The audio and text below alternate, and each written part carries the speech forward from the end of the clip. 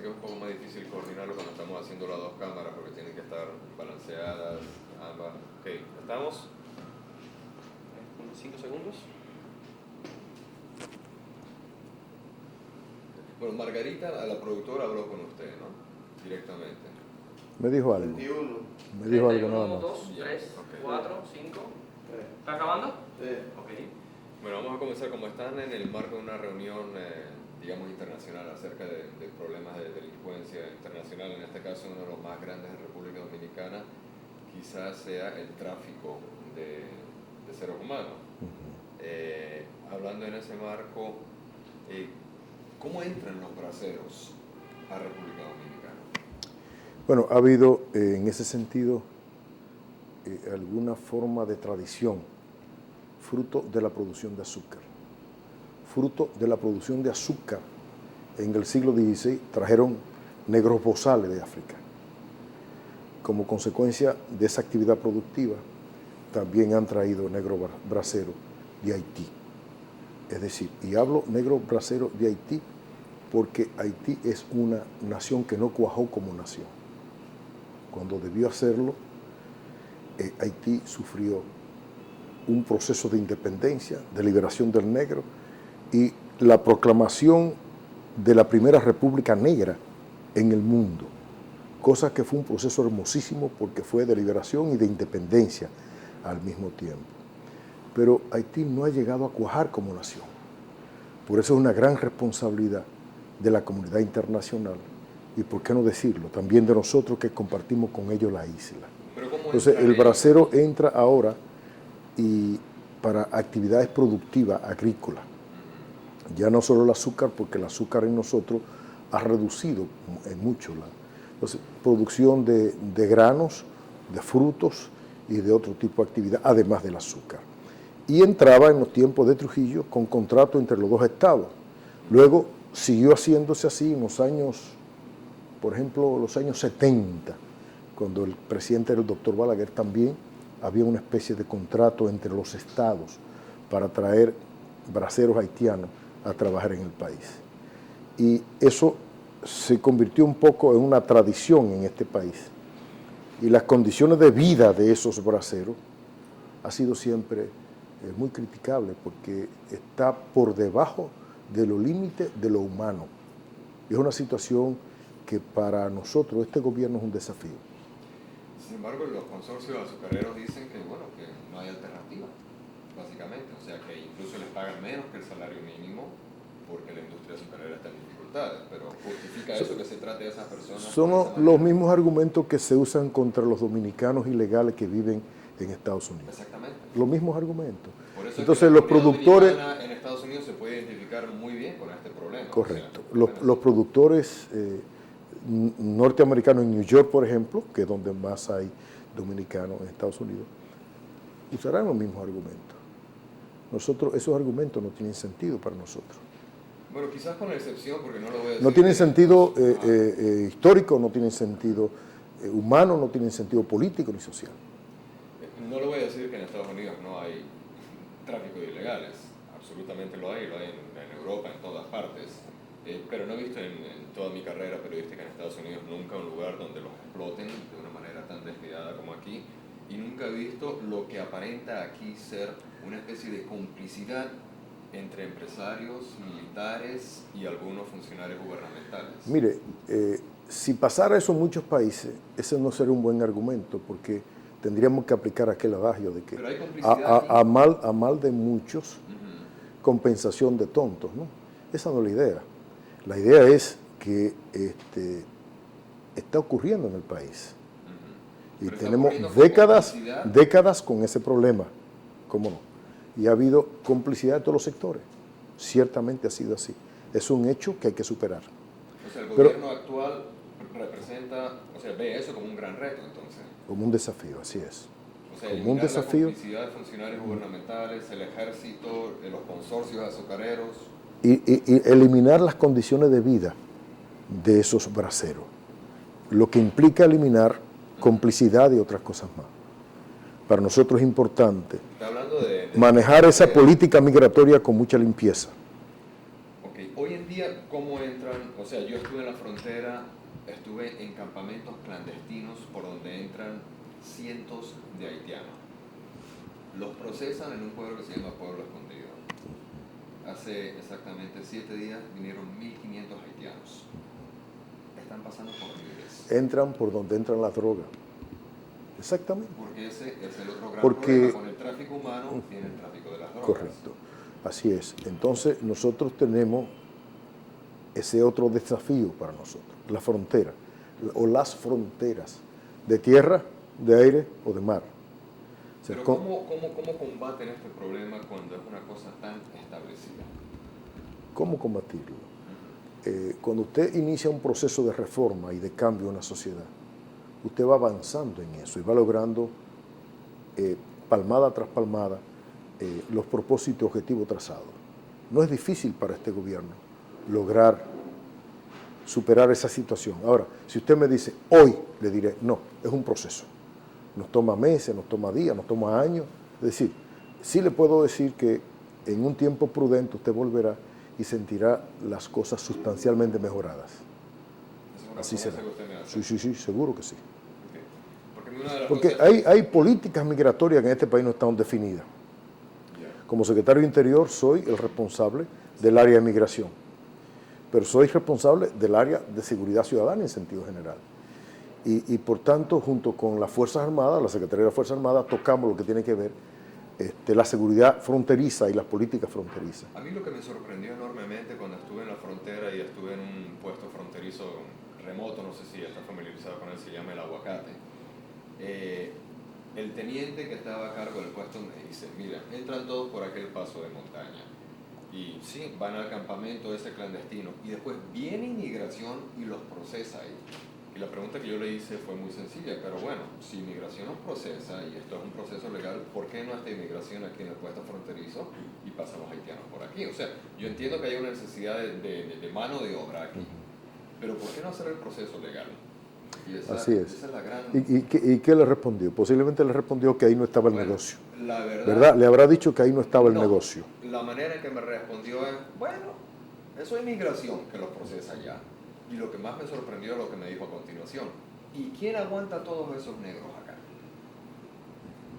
Me quedé frío. Yo no sé, pero hay algo que nunca he llegado a entender. Digo, he sido profesor de historia y lo entiendo, pero es una expresión mía.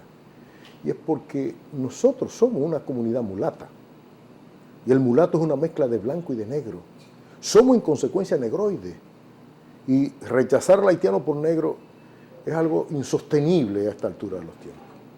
Sobre todo que la persona que me lo dijo era bastante... Nosotros sí tenemos algo. Nosotros estamos respetando una política internacional, de los organismos internacionales inclusive, sobre Haití. Y debemos de ser cuidadosos lo que podamos hacer frente a Haití. Haití es una nación que constituye una gran preocupación para los organismos regionales y organismos mundiales. Sí. Porque Haití es, como he dicho ya, no es una nación, es un conglomerado humano. Y es fruto de su proceso histórico. Para rehacer esa sociedad hay que crear en ello tradición de sociedad. Pero para crear tradición de sociedad hay que dejar lo que ellos sean ellos. ¿Me explico? Es decir, generen ellos su propia cultura. Por eso el presidente Fernández decía que había que involucrar a Aristide en el proceso haitiano. Porque era líder de un sector de la población. ¿Usted está trabajando con su homólogo haitiano para tratar de combatir este tráfico humano? No, en ese sentido nosotros no estamos trabajando aún. Sí hay un área nuestra que lo está haciendo. Específicamente la Policía Nacional ha tenido ya alguna relación con la Policía de Haití, específicamente con el Secretario de Interior de Haití también. Nosotros hemos estado envueltos en unos procesos que nos han distraído un poco con relación al tema específicamente de la relación con Haití, porque además eso se lo hemos dejado también al presidente, que está involucrado en el tema con los organismos internacionales. Una de las críticas que se hace, y no es necesariamente contra ustedes porque son un gobierno relativamente nuevo, pero es que las familias que están detrás de estos consorcios son tan poderosas que tienen una influencia increíble sobre las decisiones de poder.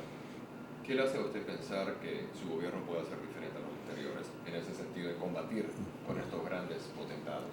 Que estos tiempos obligan a cualquiera a tener que avanzar. Lo obligan a ellos, a esos sectores que usted dice, y obliga al gobierno.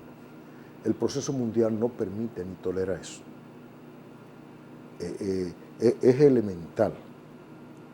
Ayer fue la colonización y conquista, más luego fue la revolución industrial, y ahora es un proceso mundial para 2.000 millones de pobres puedan salir de esa situación.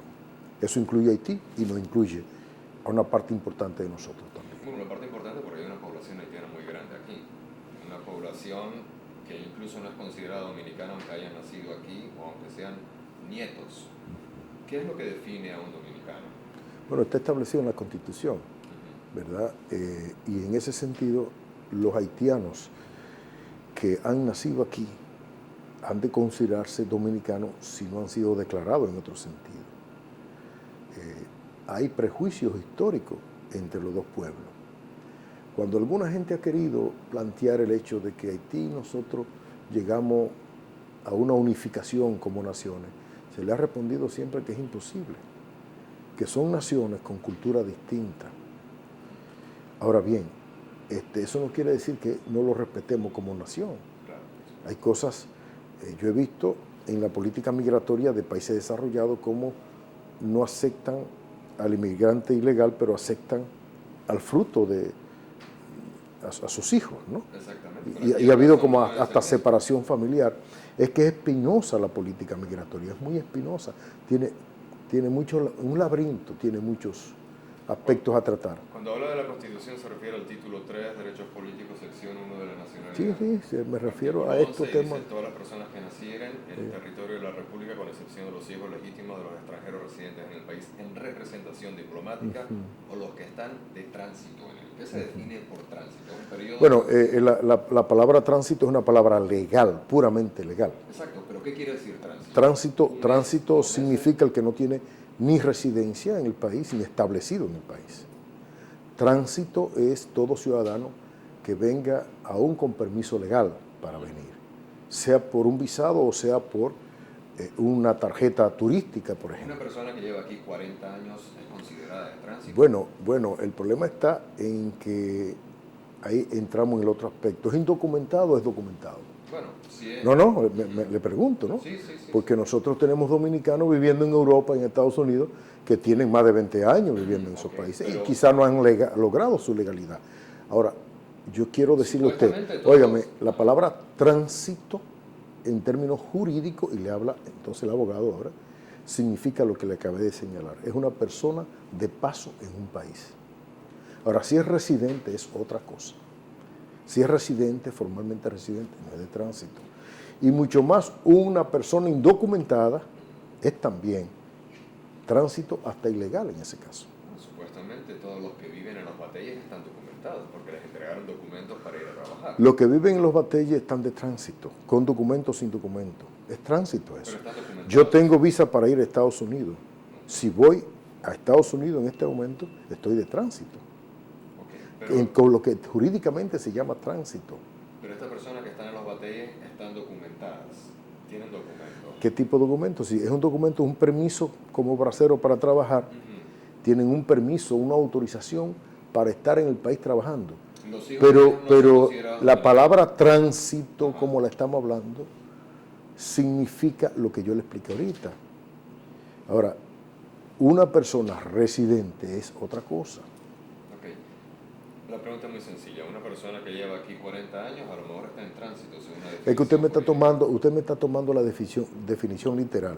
Si quiere también podemos hablar sobre la base de la definición literal. Si vamos a la lengua entonces, ¿verdad?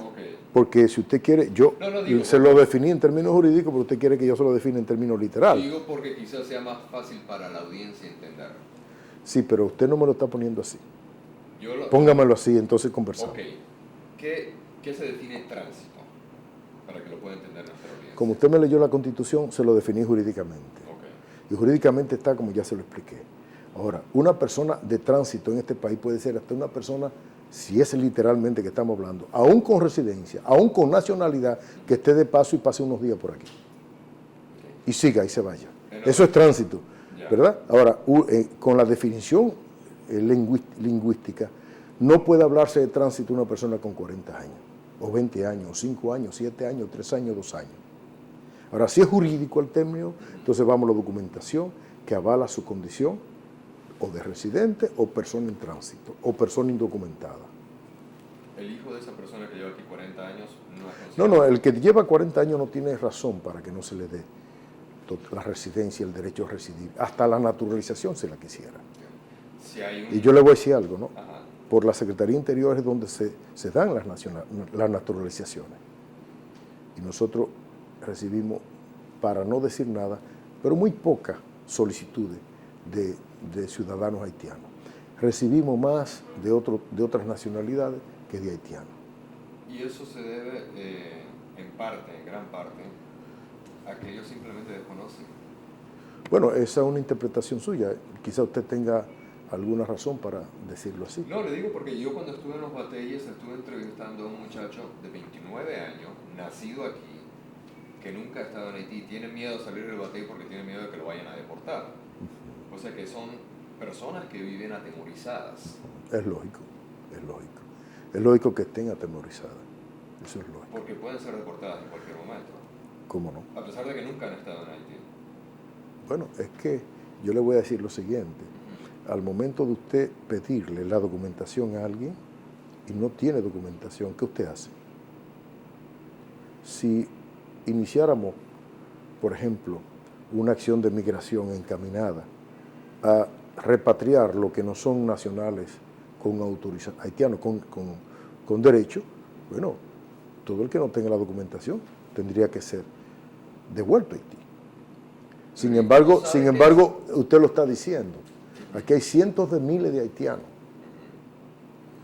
Posiblemente esos cientos de miles de haitianos estén aquí de forma ilegal, porque está incorporado a la actividad productiva. Y al estar incorporado a la actividad productiva, se le pague mal. Y entonces hay una especie de complicidad. Autoridades, productores y aún los que trafican con ellos mismos. ¿Y esa complicidad? Eso no puede ser, eso no puede ser. Eso. Ahora, cualquier acción encaminada a solucionar ese conflicto, ese problema, es también un problema humano. Porque cuando usted inicie una acción de esa naturaleza, va a afectar a residentes o ciudadanos haitianos que por no tener documentación y a pesar de que tienen 5, 7, 8, 10 o 15 años viviendo en el país, usted tendría que afectarlo. Es delicado el tema. Sí, exacto. ¿Cómo Es pueden delicado. manejar? O sea, Eso es un problema de desarrollar las políticas y ser prudente en esas políticas. que no se van a tomar decisiones como durante el gobierno de Balaguer, que simplemente decidió entrar a los batalles y deportar a un montón de Bueno, hay zonas personas, donde nosotros estamos erradicando la presencia de cualquier persona que pueda afectar esa zona. Por ejemplo, hay lugares donde se siente la presencia. La presencia haitiana nunca se había sentido participando en hechos delictivos. Ya hay estadísticas que revelan participación de haitianos en hechos delictivos y en droga. Eso no era frecuente en ellos. Aquí los ciudadanos con mayor presencia en materia de droga, colombianos, primer orden, alemanes, norteamericanos, italianos, pero no haitianos. Ahora se está sintiendo esa presencia de ellos en este tipo de actividad.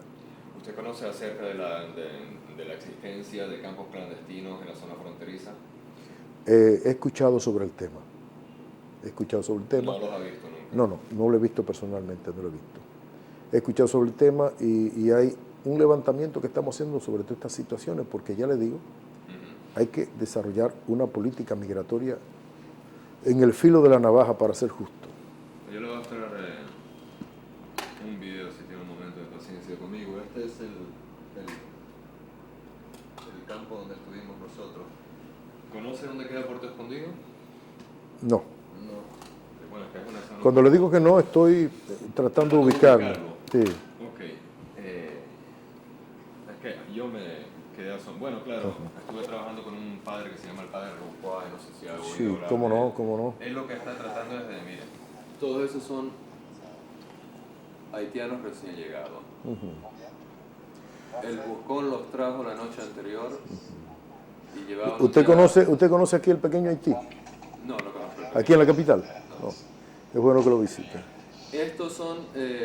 a todos estos haitianos los habían El llevado a ese pequeño Haití campamento. está ahí detrás del llamado mercado modelo. Ya. Justamente detrás de la avenida Mella. Estas son tomas del campamento. Había en ese momento aproximadamente unos 100 haitianos, a todos los habían traído y a muchos de ellos engañados, porque ni siquiera les decían que venían a cortar cañas. Eso es lo más frecuente. En el tráfico humano, lo más frecuente es el engaño. Eso es lo más frecuente. Así como hay cientos de mujeres que nos las llevan a Sudamérica y a Europa y a Norteamérica, así Canadá, entre otros puntos, Europa. Así también presumo que pasa con los haitianos. Ojalá que el problema solo fuera el problema de Haití. Es un problema de todos estos países en desarrollo tardío. Tú, joven, son casi niños, ¿no? No, lo hay veo, niños, son porque niños. eso es lo que... Pero el tráfico humano también con los niños es enorme. Para órganos y esas cosas, lo cual constituye una tragedia humana. Porque esta es la próxima toma que le quería mostrar. Usted está viendo esos niños. Aquí le voy a mostrar niños, hijos de haitianos, nacidos aquí, sembrando caña. Va a ver ahí, es 30 de septiembre. Esto es en el grupo Vicini. Eso es en el grupo Vicini. 30 de septiembre, un jueves, día de escuela, y hay ahí un niño con uniforme escolar sembrando. ¿Usted sabe cuántos niños, penosamente, nosotros tenemos dominicanos trabajando en los centros productivos de toda naturaleza? Más de 400.000. 445.000 niños. ¿Y es aceptable eso? ¿Cómo va a ser aceptable? Es un tema que lo hemos manejado en el penúltimo Consejo de Gobierno, hace aproximadamente 3 semanas atrás. Yo estuve entrevistando a un representante de los Vicini y él me dice que eso no se permite en las plantaciones de ellos. Pero obviamente Ningún productor dominicano puede decir eso. Claro. Ninguno. Porque de una forma u otra, en sentido general, todo lo hacen. Con niños haitianos o niños dominicanos. Niños o niñas. Para nosotros es un desafío importante ese. Porque la política nuestra es encaminarla a que el niño vaya a la escuela y se le dé un sostenimiento a los padres para que pueda mantener el niño en la escuela. Yo entiendo en parte... Es más, hay una política que con organismos internacionales desarrollaba el país y el gobierno anterior, en los 4 años pasados, lo dejó caer. Era un financiamiento a la familia equivalente o algo más al salario que el niño podía recibir en el centro productivo, a cambio de que el niño estuviera en la escuela. Es que lo que pasa en esta situación, por ejemplo, en donde los bichines, esos niños están trabajando en la época muerta, donde no hay zafra y los padres no pueden trabajar. Y me decía otro padre ahí, que es el padre Christopher Harley, no sé si ha escuchado Sí, cómo no, de él, cómo no. que incluso los propios padres se indignaban con él cuando él se quejaba de que los niños estaban trabajando porque era la única fuente de ingresos. Y ve a un niño con uniforme escolar trabajando en un día de clase. Sí. Es totalmente inconcebible. O sea que estos son retos grandes que hay para este nuevo gobierno. Esos son los retos enormes en los países de desarrollo tardío. En todos, En todos. En el caso nuestro, pues es el problema nuestro, tenemos que asumirlo nosotros. Y asumirlo ahora, no más tarde, ahora y temprano. Y en ese sentido nos agrada que ustedes hagan este tipo de trabajo. Usted me dice que... Porque es una forma de hacer trascender. Porque cuando hagamos algunas y tomemos algunas medidas, siquiera se puede entender por qué lo hacemos. Usted me dice que no va a ser de la noche a la mañana, pero que de aquí a 2, 3 años yo puedo estar seguro de que las cosas habrán cambiado sustancialmente. Sustancialmente. Porque hemos visto a través de... Nosotros hicimos incluso un reportaje especial hace unos 12, 13 años en portada y lo vemos lo que se hizo y lo que pasa hoy en día y no ha cambiado básicamente nada. Bueno, nosotros no estábamos en el poder. No, por supuesto. Somos Le estoy poniendo el reto. y no quiero hacer ningún tipo de propaganda, pero este cuatrienio pasado fue un cuatrienio perdido para la República Dominicana. Hubo un retroceso sustancial. Entonces, estas sociedades necesitan avanzar, pero es en continuidad, es permanente, no es retrocediendo, avanzar. ¿Se puede hacer algo? Retroceder en sociedades como lo nuestro es criminal, porque los retrocesos afectan a vidas humanas. Esos niños son, lo que afecta a esos niños ahora, se les hace irrecuperable en ese proceso de crecimiento y desarrollo. ¿Qué estamos haciendo? ¿Usted cree que eso es humano, eso es justo? En absoluto. ¿Pero qué pueden hacer? Ellos. No, ustedes. A nosotros lo que estamos desarrollando son, nosotros, yo le dije ahorita que estamos desarrollando políticas encaminadas en esta misma dirección. Y le dije, fíjese que usted ha señalado cosas y yo le he dado en algún momento cifras, ¿no? Fíjese que no le he desmentido lo que usted ha informado. No, para nada. Fíjese que parece que esta entrevista para usted se le hace frustratoria. No, Qué bueno. Se me hace fácil. Qué bueno. No, fácil, pero frustratoria. Porque usted hubiera querido que yo le dijera que no, que eso no era así. Eso es así. Yo soy profesor titular de Historia de la Universidad Autónoma de Santo Domingo. Fui rector de esa universidad que es la estatal. Conozco el proceso histórico dominicano y le puedo decir, por aquí se inició la introducción de negros esclavos, negros bozales, provenientes de África. Y fue a propósito de la producción del azúcar. ¿Cómo usted pretende que si todavía hay producción de azúcar, no exista esa secuela cultural histórica, la cual hay que irradiarla? Y para irradiarla usted tiene que combatir un problema cultural, un problema de origen. Si hay una deformación de origen, es lo más difícil. No es igual que usted partió un queso. Usted parte un queso y resuelve. Pero un problema de origen histórico, cultural, usted necesita un proceso dinámico, rápido, como no, a la altura en que estamos de los tiempos. Pero cuando me habla de un proceso histórico, antes había acuerdos bilaterales, ha habido tratados. Esos acuerdos bilaterales lo que hicieron fue legalizar un comportamiento inhumano.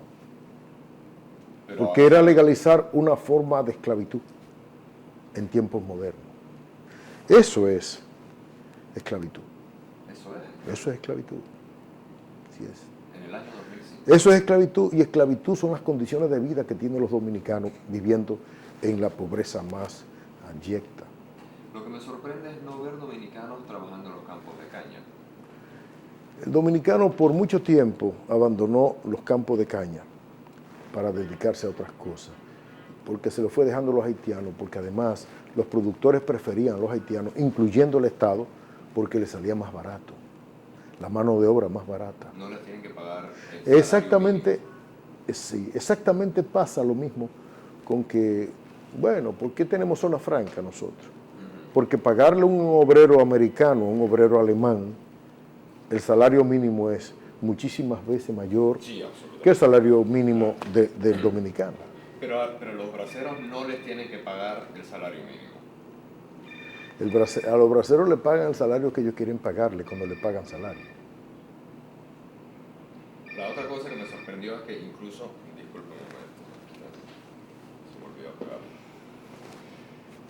La otra cosa que me sorprendió es que les descuentan incluso por seguro social, cuando el seguro social aquí no existe. Usted sabe que yo dirigí el proceso electoral del PLD, y el partido que está en el poder, en cuanto al montaje de lo que es la organización propiamente electoral. Y yo encontré que hubo muchas sustituciones en la fotografía de dominicanos para colocar haitianos. Y yo dije, ¿por qué? ¿Lo van a poner a votar? Eso era lo que parecía. El nombre de un dominicano con una foto sustituida con un haitiano. Y es fácil en el sistema dominicano hacerlo porque no se ha integrado la huella digital en esa documentación personal. Y aquí se da fácilmente esa alteración. Eso es uno de los traumas nuestros. Después obtuve la información de que se debía a que lo dotaban de cédula de dominicano para poder justificar a ellos como trabajadores, porque la seguridad social exigía la documentación pertinente. Llegaban a pagarle 5,000 pesos, 6,000 pesos. 6,000 pesos es el equivalente a $200 más o menos, por una cédula. ¿A quién? A funcionarios. y a dirigentes. La población haitiana nuestra